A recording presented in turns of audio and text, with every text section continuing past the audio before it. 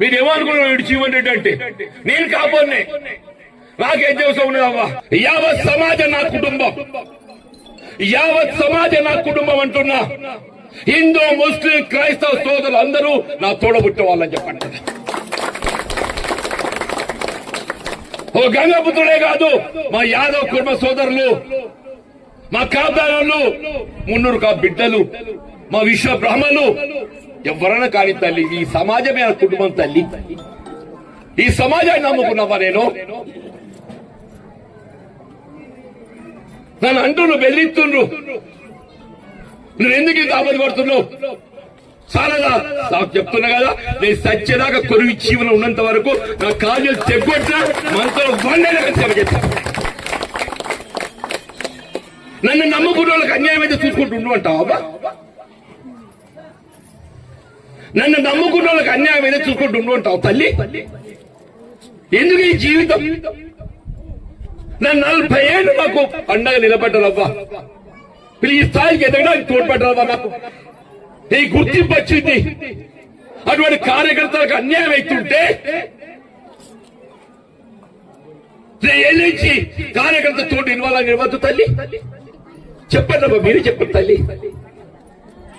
ఆ కార్యకర్తల హక్కుల కొరకు ఏది ఇస్తుందో నా చివరి అంకం వరకు పోరాటం చేస్తా, నా హక్కులు సాధింపజేస్తా. చెప్పండి. ఒకడే ఆత్మ గౌరవానికి అవకాశవాదుల మధ్య జరిగే ఈ పోటీలో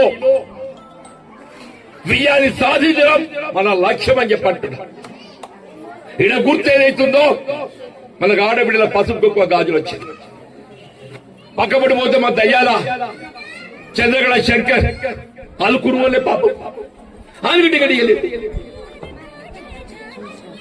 ఆ పొలాలు వేసి డబ్బా పట్టుకొచ్చుకున్నాడు.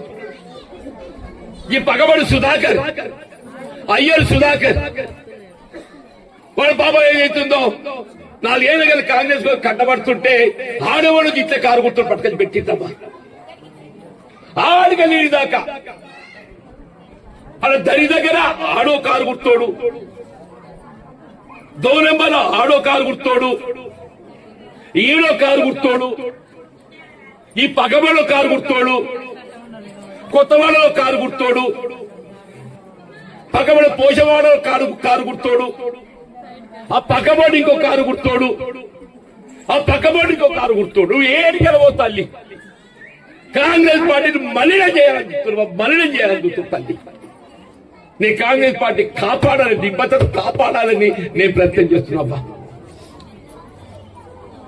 అంతా మీ చేతులు తల్లి.